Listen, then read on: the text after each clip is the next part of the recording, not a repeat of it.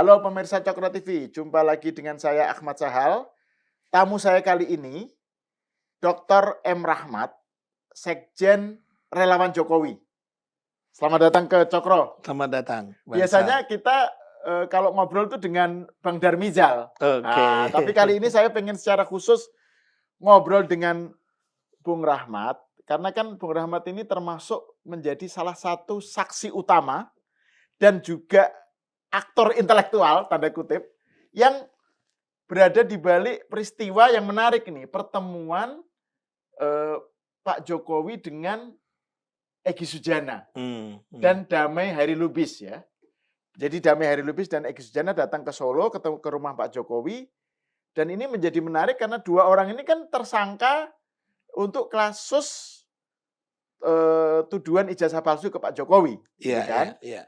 Klaster 1 ya, dia klaster 1, dia beda dengan si siapa Roy Suryo CS ya, Roy Suryo, Tifa dan siapa dan Rismon itu kan klaster 2, ini klaster 1. Nah ini kemarin itu kan rame tuh Bang Rahmat. Jadi saya pengen denger ceritanya ini, testimoninya lah gitu, spill lah gitu cerita.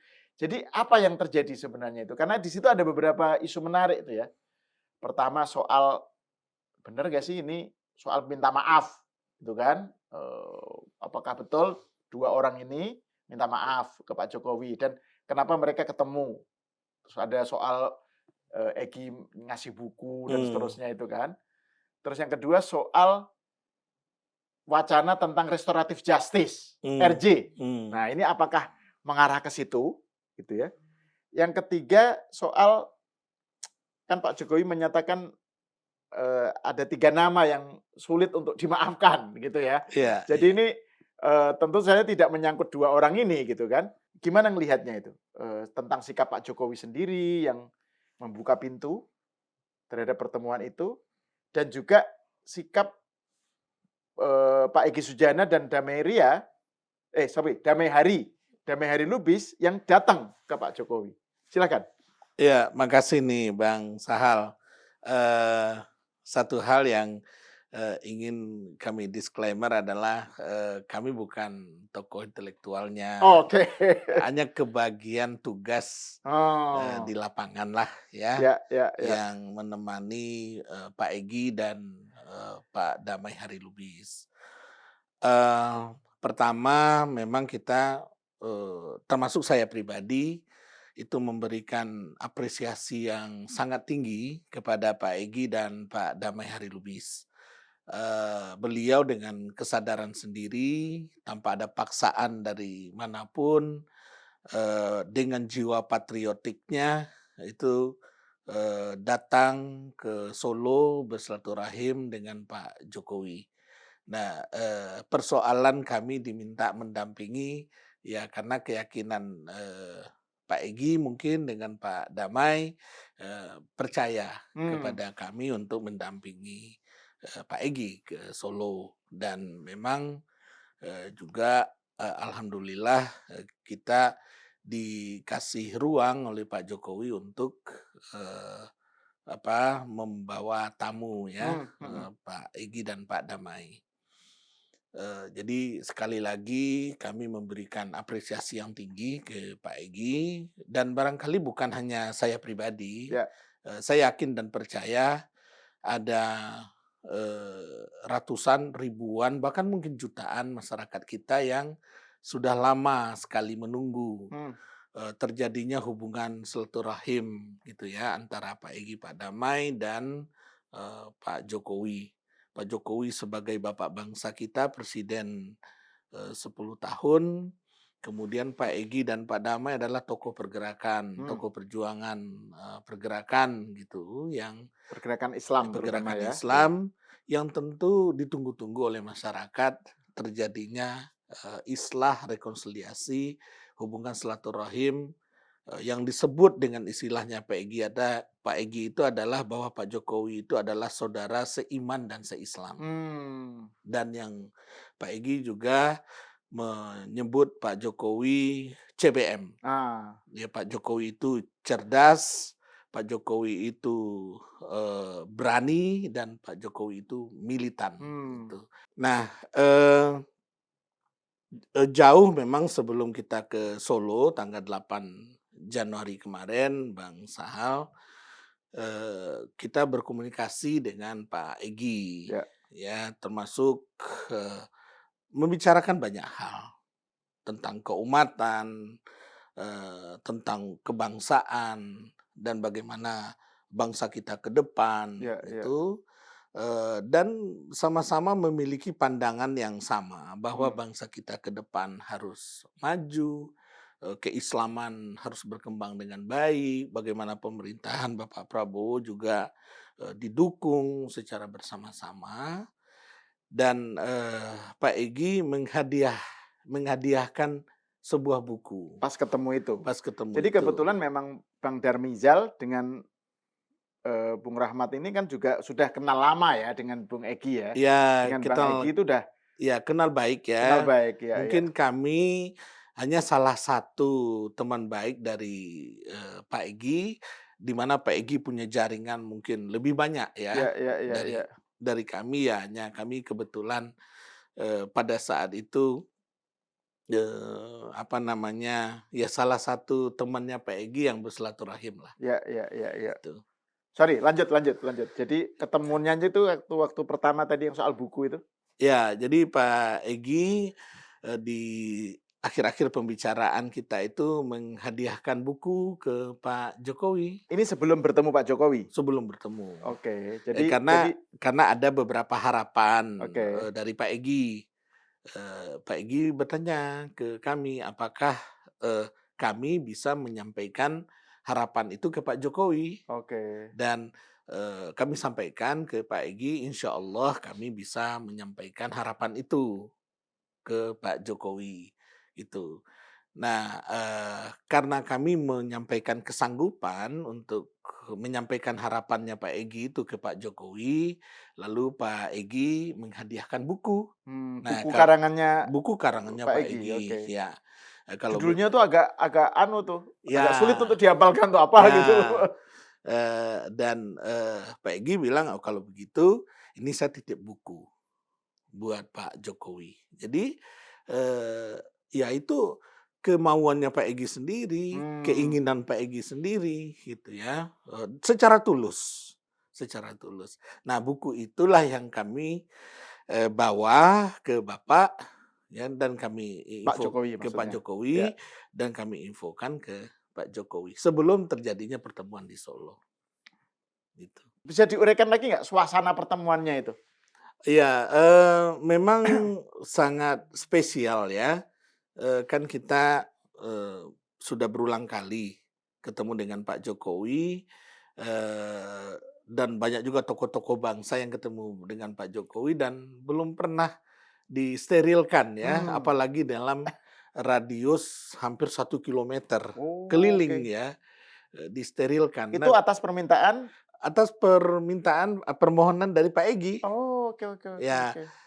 jadi begitu respeknya gitu ya Pak Jokowi ya, menghargai tamu. Hmm, Eee, Padahal nih tamu yang kita tahu selama ini, tidak menguntungkan posisi Pak iya, Jokowi iya, begitu ya. iya. Tapi atas permintaan dari Pak Egy, Pak Jokowi menyampaikan ke Pas Pampres, untuk mensterilkan.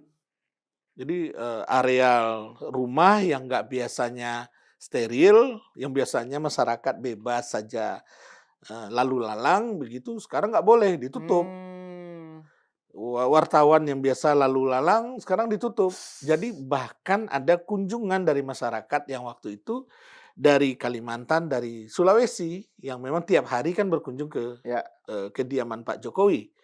Pada hari itu ya terpaksa tidak bisa Oh, oke, oke, oke. berkunjung. Bahkan katanya dari Pas Pampres kami mendengar ada juga kunjungan dari petinggi di Jakarta yang pada hari itu terpaksa diundur keesokan harinya. Jadi Oke. betul-betul suasana yang steril gitu ya, dan hanya kami berenam yang berada di dalam ruangan, ya Bapak, Pak Jokowi, saya dengan Ketum Rejo, di Bang di Darmizal. di satu sisi, Ya, kemudian di hadapan kita ada Pak Egy, ada Ibu, apa, tim hukumnya ya. ya tim hukum ya, Ibu Elina Ya. Niti, kemudian ada Pak Damai Oh, oke Harilubis. oke Jadi oke. hanya berenam. Ajudan pun yang dari kepolisian itu diminta Bapak menunggu di luar. Oh, oke Jadi oke oke. begitu, Bapak Pak Jokowi ya, cara menghargai tamu, karena Mhm. permintaan dari tamu sendiri. Ya ya. Dan itu, saya nggak tahu apakah ini off the record atau apa ya. Jadi kalau bisa di ini kan nggak, di-spill nggak kisi-kisi atau poin-poin agenda dalam pertemuan itu apa aja? Ya memang pertemuan ini Bang Sahal kan, hampir 55 menit ya, Oke. cukup Lumayan lama, lumayan lama ya. lumayan, ya Pak Jokowi juga menghidangkan kita makanan khas Solo, Ah, untuk kita nikmati bersama, penuh dengan canda, tawa gitu ya. Hikmat juga, mencairlah. Jadi tidak ada kesan kaku ya. oke. Pak Egy dengan Pak Damai ketemu dengan Pak Jokowi salaman, berpelukan berpelukan erat gitu ya. Oh, oke oke. Eee, Jadi, Pak Egy ketemu pelukan dengan Pak Jokowi? Oke pelukan oke. erat, bersalam Kayak teman lama gitu kayak ya? teman lama. Oke. Sampai saya yang di dalam yang menyaksikan gitu ya, itu berkaca-kaca. Oh oh, oke oke oke Padahal nggak oke. biasa-biasa aja Ya kalau ya ya kita ya. kan. Tapi pada saat itu ya, saya turut terharu begitu. Di mana Pak Egy, Pak Damai dengan Pak Jokowi begitu mencair ya. Mmm, mhm mhm. Tidak seperti pemberitaan media massa yang seram gitu ya. Dan, Pak Jokowi sebagai tuan rumah juga dengan sangat, sangat humble Mmm, menyambut tamu dan mempersilahkan kita untuk mencicipi, hidangan spesial yang disiapkan. mhm mhm. Eee, Kemudian Pak Egy bicara, Pak Damai, diberi kesempatan juga oleh Pak Egy bicara, lalu Pak Damai menyampaikan, maksud kedatangan, kemudian menyampaikan permohonan maaf, Mmm, "Kami mohon maaf Pak atas perbuatan, apa yang dilakukan sebelumnya," dan sebagainya. Dan, bahkan di akhir pertemuan kita mau meninggalkan rumah, waktu salam-salaman, Pak Damai saya dengar juga kembali menyampaikan permohonan maaf itu. mmm, Jadi betul-betul dengan hati yang, tulus, Pak Egy juga dengan hati yang tulus, di akhir pertemuan itu menutup pertemuan kami dengan memimpin doa. oke, ya ya Memimpin ya. doa, mendoakan untuk kesehatan Pak Jokowi, keselamatan buat Pak Jokowi dan keluarganya, untuk kita semua, untuk Pak, Egy juga sendiri, dan bahkan Pak, Egy, juga menyampaikan ke Pak Jokowi, "Pak, apa yang bisa kami bantu untuk Bapak? Kami Mmm, siap membantu." Siap juga membantu Pak Prabowo mmm, untuk masa depan Indonesia yang lebih baik. ya ya. Itu disampaikan dengan tulus dan, saya melihat, eee, patriotiknya Pak Egy dan Pak Damai ada di situ. Mmm, bisa diuraikan lagi nggak aspek patriotiknya dari dari Pak Jokowi dan Pak Pak Pak Egy juga? Iya, oh Pak Jokowi ya negarawan lah ya, Oke. kalau saya ngelihat negarawan, eee, seorang presiden yang berkuasa 10 tahun loh, Mhm. dan dengan sangat humble menerima gitu ya, lalu Menerima orang yang beberapa saat lalu oh iya, sangat gencar menuduh, iya kan, menyerang melalui tuduhan ijazah palsu gitu ya? betul betul. Dan, sangat humble dan menyampaikan, memaafkan. Mmm, Saya memaafkan, Pak Egy dan Pak Damai, gitu. mhm. Nah ini menarik ini, Bang Rahmat, karena ini saya masuk ke, eee, apa namanya, poin pembicaraan berikutnya ya. Menarik karena ini soal bagaimana respon atau narasi yang berkembang setelah pertemuan itu, gitu kan. Kan ada pihak yang menyatakan bahwa itu tidak terjadi kok, permintaan maaf itu nggak terjadi gitu, dibantah lah gitu ya. Itu yang pertama. Jadi bagaimana ini soal responnya itu. Terus yang kedua soal implikasinya. Kan 2 orang ini masih tersangka kan. Iya. Status ini kan soal status hukum. Jadi ini sementara kok terjadi pendekatan yang sifatnya personal ya, islah pada level yang sifatnya antar kemanusiaan lah gitu ya. Iya. Jadi ini orang berbicara tentang berspekulasi tentang apakah ini kemudian mengarah kepada restoratif justice dan seterusnya. Dan juga respon pengacara Pak Jokowi juga kelihatannya kayak surprise gitu terhadap pertemuan itu, tapi juga para tersangka lain itu juga kelihatannya kan kayak kaget gitu. Nah, jadi saya ingin tahu gimana Bung Rahmat melihat respon-respon itu? Ya, silaturahim Pak Egy, Pak Damai ke Pak Jokowi ini kan suatu hal yang baik. Ya. Jadi sesuatu hal yang baik pada semestinya kita dukung dengan cara baik juga. Jadi malah paradoks ya ketika Pak Egy dan Pak Damai ingin berbaikan dengan Pak Jokowi, pendukung-pendukung Pak Egy dengan Pak Damai malah nyinyir, mempersoalkan dengan segala macam argumentasi. Dan itu memang menurut saya aneh gitu ya.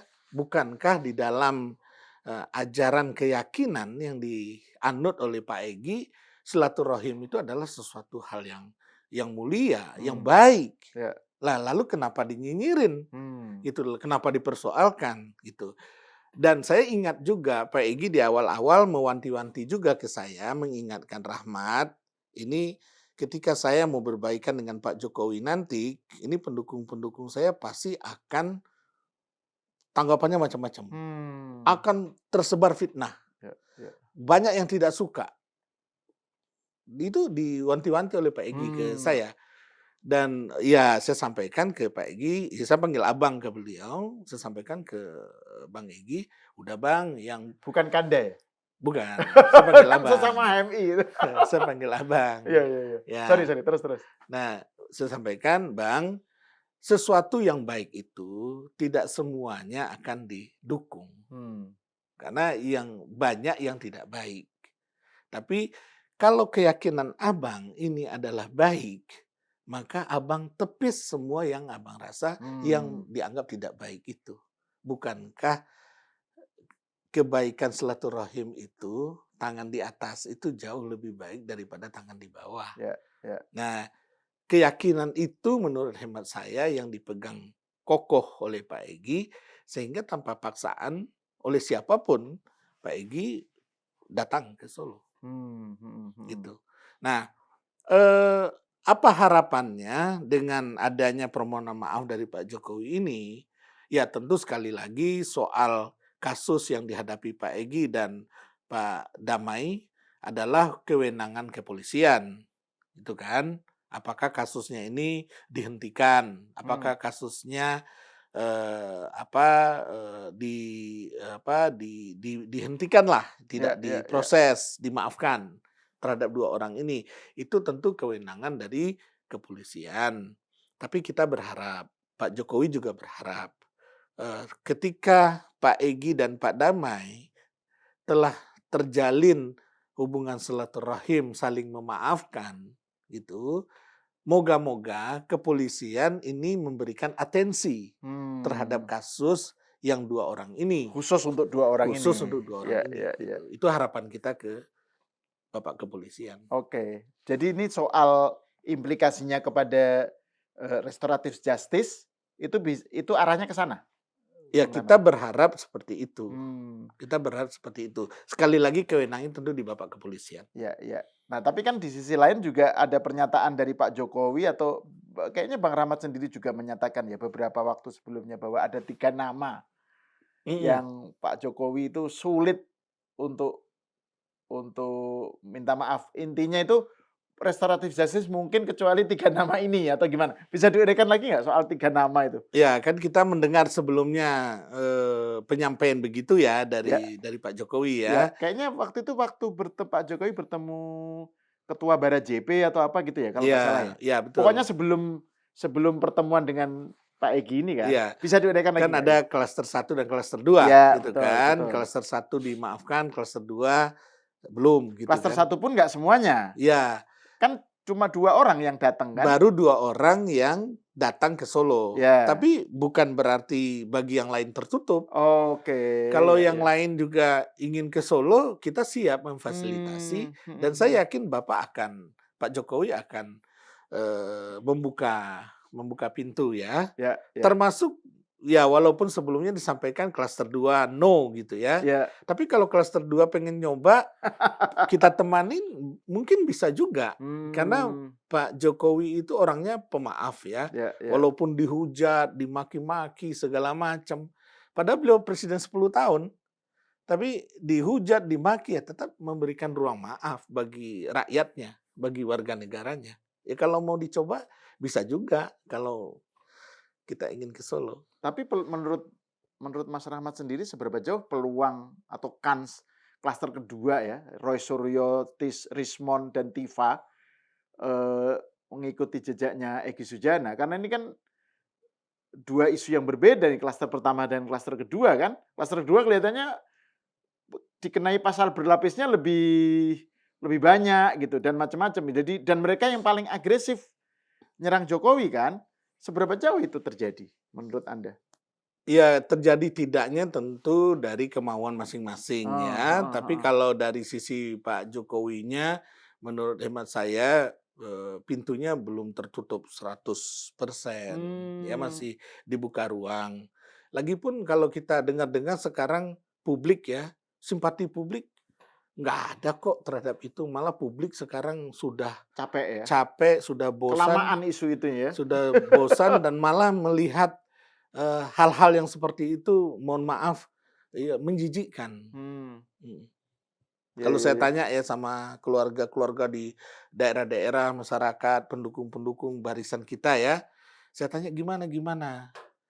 Mereka bilang, sudah tidak mencerminkan keindonesiaan, jauh dari akar budaya bangsa.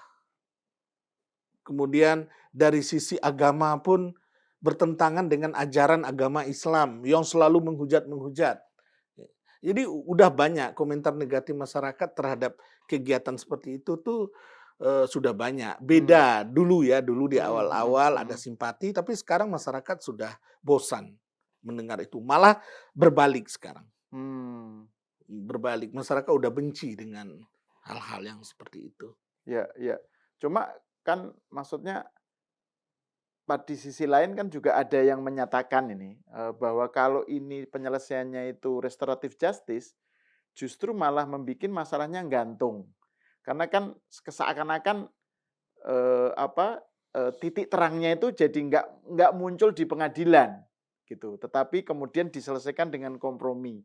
Padahal kan hal seperti ini karena sudah begitu beredar luas, harusnya titik terangnya bahwa ijazah Pak Jokowi itu asli, itu melalui keputusan pengadilan gitu. Menurut Bang Rahmat gimana? Kalau Ya, jadi anggapan bahwa restoratif justice itu justru bisa mengaburkan masalahnya, membuat masalahnya gantung, dan itu justru merugikan Pak Jokowi gitu, karena akan muncul Roy Suryo baru, Roy Suryo baru yang karena ini belum ada keputusan pengadilan yang ingkrah gitu ya. Kemudian akan memunculkan isu ini lagi. Gimana menurut Anda? Jadi klaster 1 dan klaster 2 menjadi tersangka ini adalah pasal-pasal yang dikenakan itu adalah mencemarkan nama baik. Ya kan? Bukan soal ijazah asli atau tidak asli. Tapi soal mencemarkan nama baik, soal hujatan, ya kan? Soal apa lagi? Soal undang-undang ITE. Ya. Jadi bukan soal ijazahnya asli atau tidak asli. Bukan soal itu. Pengenaan kasus tersangka klaster 1 dan klaster 2. Gitu. Jadi ini persoalannya bukan persoalan ijazah asli atau tidak asli, tapi persoalan pencemaran nama baik yang mengocok-ocok gitulah ya dalam tanda kutip. Saya kasih anekdot kebangsaan begini. Saya tamatan Trisakti. Oke, ijazah saya dikeluarkan oleh Trisakti tanpa diumumkan ke publik. Ya kan? Ya. Malah ijazah saya itu sah. Saya terima dan Trisakti mengatakan ini ijazah kamu. Perlu nggak saya membuktikan keaslian ijazah saya ke kepolisian? Hmm. Nggak perlu kan? Perlukah ijazah saya ini dibuktikan keasliannya di pengadilan? Tidak perlu. Perlukah ijazah saya ini saya tunjukkan ke rakyat? Nggak perlu. Lalu kenapa ketika Pak Jokowi sebagai seorang warga negara harus melakukan hal itu? Hmm. Kalau menurut hemat saya, Pak Jokowi yang presiden 10 tahun terlalu sopan jadi seorang public figure. Terlalu sopan dan terlalu baik hati. Hmm. Hmm. Ketika didesak-desak harus menunjukkan ijazah, padahal UGM mengatakan ijazahnya asli, kepolisian mengatakan asli, masih didesak-desak, harus dibuktikan di pengadilan, harus dibuktikan oleh kepolisian. Warga negara lain kan tidak perlu, Bang Sahal. Ya. Nah, jadi equity of the law itu nggak jalan. Oke. Pak Jokowi dalam hal ini sangat dirugikan menurut hemat saya dari sisi perlakuan warga negara. Hmm. Itu. Jadi inilah dalam konteks inilah saya pun berpendapat gitu ya. Pak Jokowi terlalu baik jadi orang. Hmm. Terlalu baik jadi orang. Ya. Gitu. Karena tidak ada kewajiban ijazah harus bukti kepolisian, harus pengadilan. Memangnya ijazah kita nggak perlu dibuktikan. Ya. Gitu. Jadi dalam konteks ini restoratif justice menghentikan orang yang menggugat karena pencemaran nama baik lalu dimaafkan dan kasusnya berhenti. Ya udah, itu suatu hal yang tepat karena memang pokok perkaranya bukan soal asli atau tidak aslinya ijazah. Ya. Itu bukan pokok perkaranya. Itu. Jadi dalam kasusnya klaster 1, klaster 2, ini adalah soal pencemaran nama baiknya Pak Jokowi. Jadi ketika Pak Jokowi memaafkan, lalu kepolisian punya pertimbangan, nah itu kita apresiasi. Nah, ini saya mau kembali ke soal khususnya mengenai Egy Sujana dan Damai Hari Lubis ya. Kan sebelum kejadian pertemuan itu, kan ada kalau nggak salah satu tim hukumnya Egy Sujana, Bunda yang ikut dalam pertemuan itu Ibu siapa? Elida Neti. Ibu Elida Neti ya. Bunda Neti ya panggilannya atau apa? Yeah. Kan dia waktu itu ketika ketemu sama penyidik kan dia termasuk yang ikut terus kemudian memberikan pernyataan setelah ketemu itu yang menyatakan bahwa dia ngelihat sendiri ijazahnya Pak Jokowi dia pegang dan dia bilang ini asli, ini ijazah asli gitu kan. Nah, terus ada yang bilang, terus terjadi pertemuan ini, gitu kan. Terus ada yang bilang, wah ini jangan-jangan adalah caranya siasatnya Egy Sujana dan Damai Hari Lubis setelah tahu bahwa dia posisinya udah jelas-jelas kalah gitu ya, karena udah terbukti asli, terus dia pakai pendekatan minta maaf gitu. Nah itu gimana Anda melihat urutan kejadiannya itu? Ya, ya kan sebelumnya kan betul. Bunda pengacaranya kan menyatakan ini asli loh. Gitu. Iya betul. Jadi ini kayak waktu kepolisian menggelar ijazah ya dan disaksikan oleh para pihak termasuk kuasa hukumnya Pak Egy. Betul. Dan kita dengarkan statementnya juga bahwa ijazahnya Pak Jokowi itu sama halnya dengan ijazah yang lain, ada embosnya dan semuanya, gitu kan.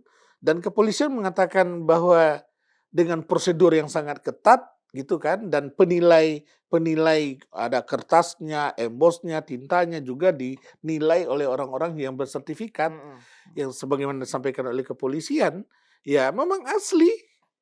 Gitu kan, memang asli. Jadi kalau kemudian setelah itu ada langkah dari Pak Egy dan Pak Damai menjalin hubungan silaturahim dengan Pak Jokowi ke Solo, lalu Pak Jokowi memaafkan, itu kan semua sesuatu hal yang luar biasa sesungguhnya. Ya kan? Belum tentu misalnya kalau orang lain bukan Pak Jokowi udah jelas begitu, udah gue nggak maafin. Gitu kan? Nah, buktinya apa? Buktinya Pak Jokowi membagi klaster. Membagi klaster. Ada kelompok yang proses hukumnya tetap, ada kelompok yang menurut Pak Jokowi ya perlu diberikan maaf. Jadi kasusnya tidak dihentikan. Ada yang memang sampai nanti ke pengadilan dan ya sampai kasusnya ini putus. Tetapi tidak ke semua yang dikenakan tersangka. Nah, tentang klaster 2, Bang Rizal, Bung Rahmat, itu kan ada yang namanya salah satunya itu kan Rizal Fadilah itu ya. Itu kan ada sebelumnya tuh ada video yang saya nggak tahu, pokoknya video yang keras sekali pernyataannya terhadap Jokowi, yang di sampingnya ada Refli Harun. Itu kan dia bilang kan gantung Jokowi sekarang, jadi keras banget kan. Ya, kan yang keras ke Pak Jokowi ini kan banyak ya. Iya. Salah satu itu gitu ya. Pak Egy nggak kalah kerasnya, Pak Damai Hari Lubis nggak kalah kerasnya gitu kan. Tapi bagi Pak Jokowi yang memang patut jadi contoh legacy buat generasi yang akan datang gitu. Dan memang yang disampaikan oleh Pak Jokowi juga ke kita para relawan, ya ketika kita menduduki posisi di puncak, maka kita harus siap juga untuk dihujat, dicaci maki, difitnah, disalah-salahkan oleh sebagian masyarakat. Walaupun sebetulnya kita tidak melakukan apa-apa gitu. Nah, di dalam konteks ini saya melihat bahwa presiden kita yang ke-7 ini memiliki jiwa besar. Walaupun badannya tidak besar. Iya. Oke, nah ini bagian akhir nih, Bang Rahmat, dari obrolan kita. Saya ingin ada semacam closing remarks lah ya, pernyataan terakhir dari bagian akhir dari Bung Rahmat.